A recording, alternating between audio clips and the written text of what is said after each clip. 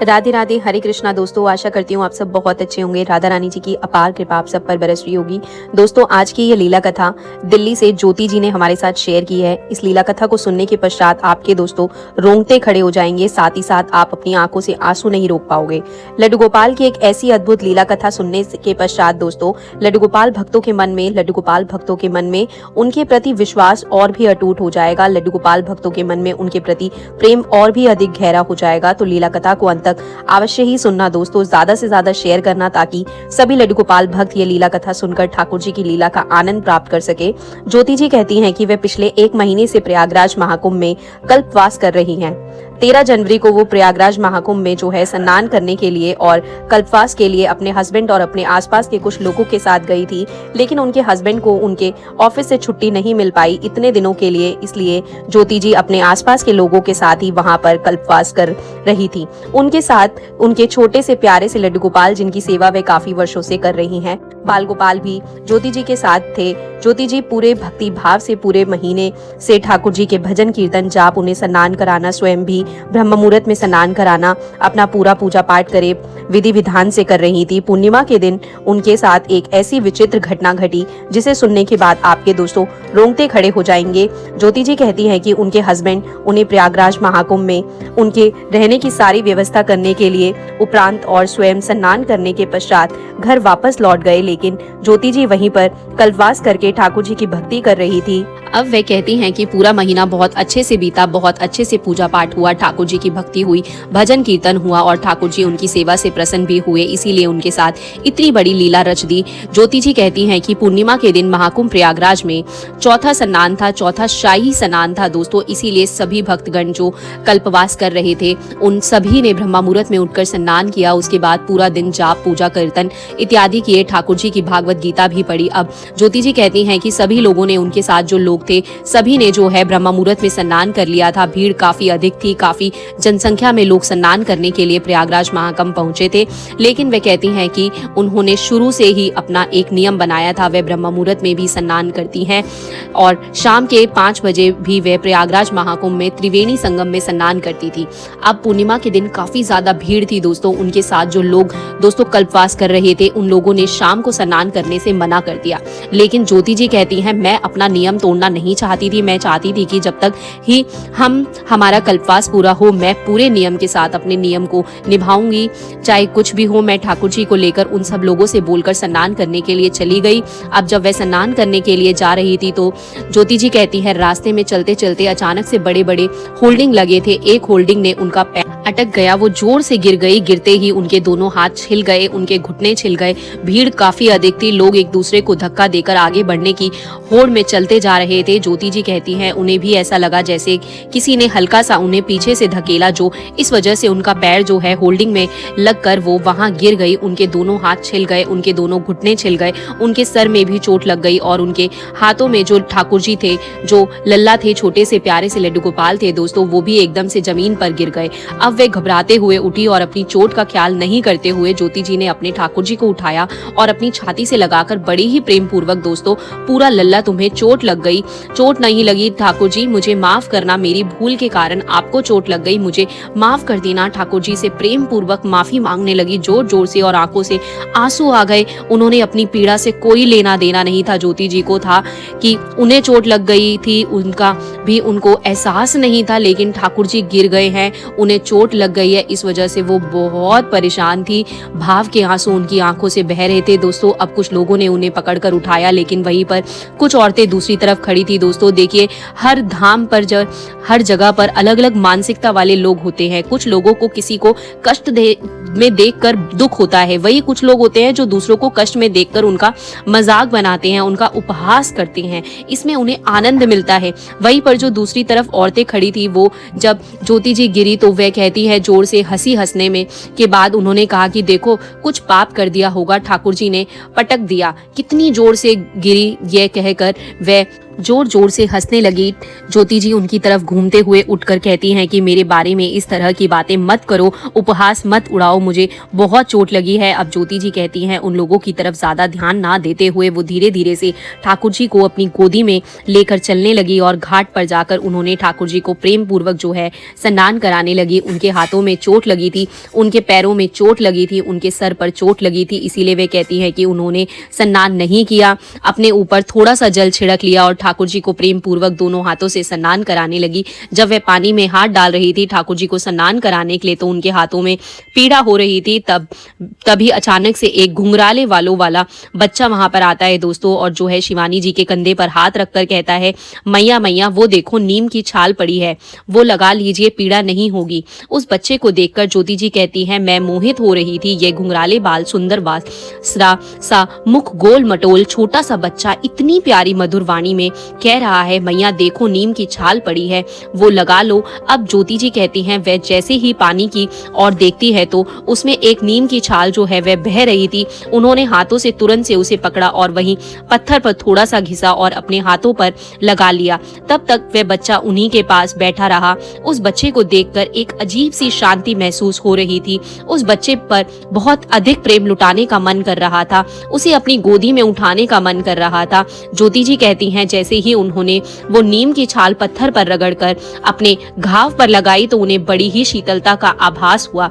एकदम से जो उनके हाथों में दर्द हो रहा था वह दर्द कम हो गया, उनके घुटने में जो दर्द हो रहा था वह भी कम हो गया। अब वह धीरे धीरे उस बच्चे के सर पर हाथ फेरकर उसके माथे को चूमकर पूछने लगी बेटा तुम कौन हो। वह अचानक से बच्चा वहां से भाग गया। अब ज्योति जी कहती हैं वे ठाकुर जी को लेकर धीरे धीरे चलने लगी। चलते चलते वे अपने तीर की ओर बढ़ रही थी। तभी रास्ते में एक पंडाल आया जिसमें बड़े जोरों शोरों से ठाकुर जी के भजन हो रहे थे दोस्तों, कीर्तन हो रहे थे, बड़ा ही भक्ति भाव माहौल था। वह कहती हैं कि वह उस पंडाल में के बाहर जाकर एकदम से जमीन पर गिर गई। उसके पश्चात उन्हें कुछ भी याद नहीं है, लेकिन जब उनकी आंखें खुली उन्होंने अपने आप को एक टेंट हाउस में पाया और जब वे उठकर देखने लगी तो वहां पर कोई नहीं था। अब घबरा कर ज्योति जी कहती है वह टेंट से बाहर आई। उन्होंने सबसे पहले अपने लड्डू गोपाल को खोजा, लेकिन लड्डू गोपाल उस टेंट में कहीं भी दिखाई नहीं दे रहे थे। ज्योति जी जो अपने कंधे पर एक थैला लिए हुए थी वह भी थैला नजर नहीं आ रहा था। अब वे घबराकर जब बाहर आती है तो एक स्त्री उन्हें देखकर कहती है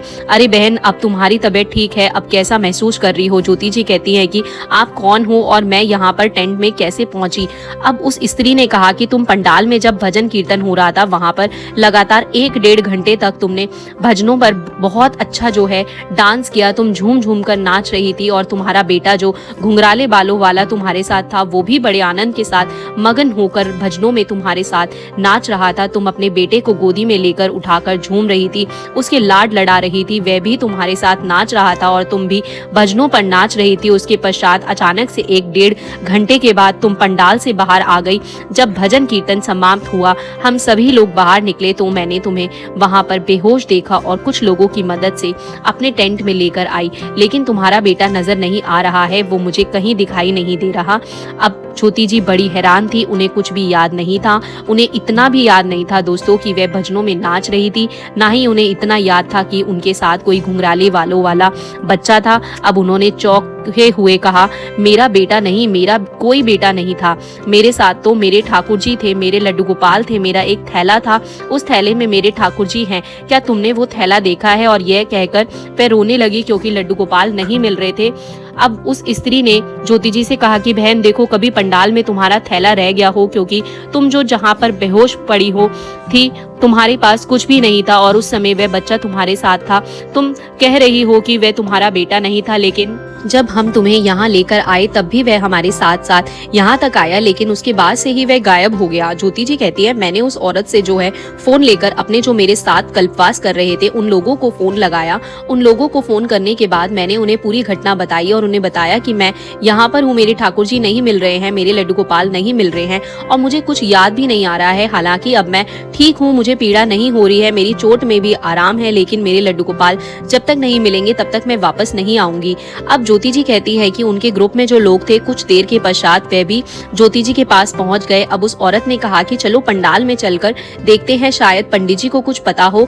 अब वह सभी लोग पंडाल में जाते हैं। वहां जाते ही ते ही ज्योति जी को देखकर वे पंडित जी जो भजन कीर्तन करवा रहे थे वे मुस्कुराते हैं और कहते हैं, अरे बहन, तुम बिना प्रसाद लिए ही चली गई। मैं तुम्हारा इंतजार कर रहा था, लेकिन तुम अचानक से ही गायब हो गई और तुम्हारे गायब होने के बाद तुम्हारा बेटा भी आया और तुम्हारा सामान रखकर वो भी प्रसाद लेकर भाग गया। मैंने उससे काफी बार तुम्हारे बारे में पूछा, लेकिन वह मेरे साथ बात ही नहीं की और वह एक थैला देकर यहाँ से दौड़कर लगातार हुआ पंडाल से बाहर चला गया। अब ज्योति जी काफी हैरान थी। वह कहती है कि कौन सा थैला, जरा दिखाइए। जब पंडित जी ने वह थैला दिखाया तो वह ज्योति जी का ही थैला था। वह बड़ी उत्सुकता के साथ उन्होंने उस थैले में अपने ठाकुर जी को ढूंढा। उनके ठाकुर जी बिल्कुल सही सलामत उनके थैले में ही थे। ज्योति जी ने इस डर के कारण कि काफी भीड़ में उनके थैला हाथों से जो चोट लगी थी, कहीं ठाकुर जी फिर से ना गिर जाएं, इस भय के कारण अपने थैले में ठाकुर जी को बिठा लिया ज्योति जी ने। उसके पश्चात उसके साथ यह सारी घटना घटी, लेकिन अभी तक भी उन्हें याद नहीं आ रहा था कि वे पंडाल में भजनों पर नृत्य कर रही थी। उनके साथ वह घुंघराले बालों वाला बच्चा भी नाच रहा था।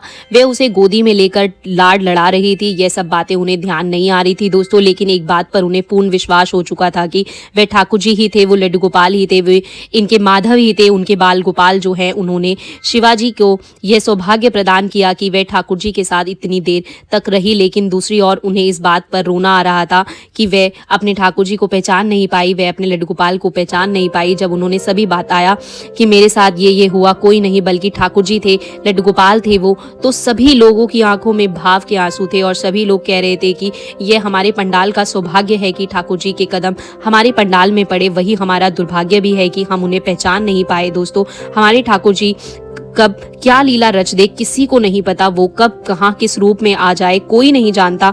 हमें आभास अवश्य होता है, हमारा मन हमें गवाही अवश्य देता है, उनके अद्भुत रूप को देखकर मन में शीतलता अवश्य होती है। हमें लगता है कि यह कोई आम व्यक्ति नहीं है, ये कोई साधारण बच्चा नहीं है, लेकिन फिर भी हम अज्ञानतावश उन्हें पहचान नहीं पाते और वे हमारे साथ इतनी बड़ी लीला रच देते हैं। ज्योति जी काफी रो रही थी, उनकी आंखों से भाव के आंसू बह रहे थे और साथ ही साथ उन्हें आनंद भी आ रहा था कि ठाकुर जी उनके साथ जो है कीर्तन में झूम रहे थे, वो उनके लाड लड़ा रही थी। ठाकुर जी उनके संकट की घड़ी में हर समय उनके साथ थे, उनके लल्ला अपनी मैया के साथ थे। ठाकुर जी का वो मनमोहक रूप जो घाट पर ज्योति जी ने देखा था, वह बार बार उनकी आंखों के आगे घूम रहा था। वो घुंघराले बाल, वो सुंदर से नैन, मुस्कुराता हुआ चेहरा, सावरा रंग, उस अद्भुत रूप का वर्णन ज्योति जी कहती हैं कि शब्दों में कभी नहीं किया जा सकता। ये शक्तियां नहीं तो क्या है, ये अद्भुत शक्तियां आखिर आती कैसे हैं? ठाकुर जी इतनी बड़ी लीलाएं किस प्रकार से कर रहे हैं और वे अपने भक्तों के साथ समय भी व्यतीत कर जाते हैं, लेकिन हम उन्हें उस समय पर पहचान नहीं पाते। ठाकुर जी के जाने के बाद जब हमें ज्ञात होता है कि वे हमारे ठाकुर जी थे, वे हमारे लल्ला थे, वे हमारे लड्डू गोपाल थे, तो मन और अधिक तड़प उठता है, बेचैन हो जाता है। दोबारा से उनके दर्शन कर पाने की जो आशा है वो मन में उजागर होने लगती है। हमारा मन तड़पने लगता है और इस संसार से विमुख होकर हम दर्शन पाने की लालसा में और भी अधिक उत्सुक हो जाते हैं। तो दोस्तों, आपको क्या लगता है कि वह छोटा सा नन्हा सा बालक कौन था ज्योति जी के साथ, जो ज्योति जी के साथ इतनी अद्भुत लीलाएं कर रहा था? वो कौन था? क्या वे हमारे बाल गोपाल थे? क्या वे हमारे लड्डू गोपाल थे?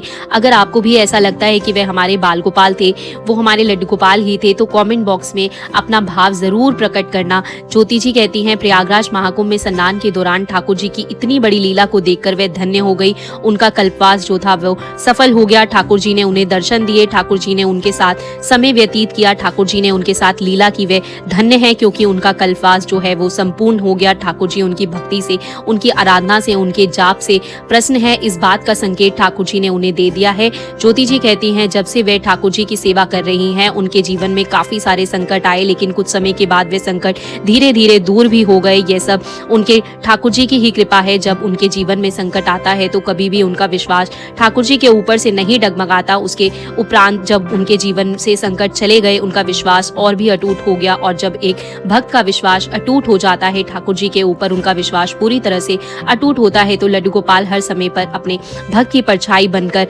उनके साथ रहते हैं, हर समय उनके साथ चलते हैं, उनके कष्ट में उसके आगे चलते हैं, उसके सुख में उसके पीछे चलते हैं, क्योंकि सुख में भक्त आनंदित रहता है और दुख में उसे सहारे की आवश्यकता होती है। तो ये हमारे लड्डू गोपाल जी की सबसे बड़ी खूबी है, जो वे अपने भक्तों के प्रेम में फशीभूत होकर हर समय उनके साथ रहते हैं। इसलिए दोस्तों, लड्डू गोपाल पर हमेशा विश्वास बनाए रखना। और प्रयागराज महाकुंभ में ठाकुर जी ने प्रवेश किया था, अपने भक्तों को आशीर्वाद दिया था, अपने भक्तों के साथ समय व्यतीत किया था। इस लीला कथा से ये प्रमाणित हो गया है, समय समय पर जब हम ठाकुर जी के प्रति अपना प्रेम प्रदर्शित करते हैं, जब हम अपनी पीड़ा को भूलकर ठाकुर जी के बारे में सोचते हैं, तो ठाकुर जी भी तुरंत से हमारे बारे में सोचते हैं, उनकी दृष्टि हमारे ऊपर पड़ती है। जिस प्रकार से पीड़ा में होने के बावजूद भी ठाकुर जी ने ठाकुर जी से पूछा कि लल्ला तुम्हें चोट तो नहीं लगी, परंतु तुरंत से ठाकुर जी प्रकट हो गए। उन्होंने भक्त का प्रेम भाव देखा, भक्त का स्मरण देखा, भक्त का प्रेम पाने के लिए वो तुरंत से प्रकट हो गए और अपने भक्त के साथ कदम से कदम मिलाकर चलते रहे। दोस्तों, इतनी प्यारी सी लीला कथा सुनने के बाद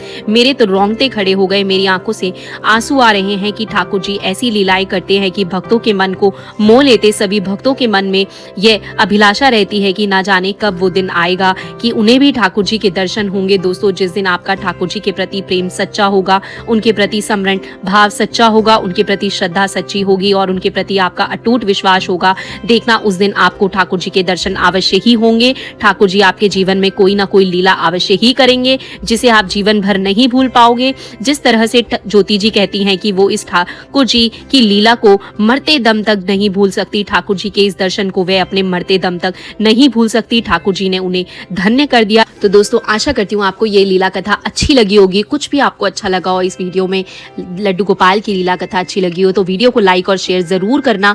और अगर आप इस चैनल पर पहली बार ये वीडियो देख रहे हैं तो प्लीज चैनल को सब्सक्राइब कर दीजिएगा। इसी तरीके से मिलती रहूंगी मैं अब आपसे अगली वीडियो में आप सभी के लिए लेकर आऊंगी एक और लीला कथा, सच्ची घटना। अभी फिलहाल आप सभी को मेरी तरफ से राधे राधे, जय श्री कृष्णा, बांके बिहारी लाल की जय। दोस्तों।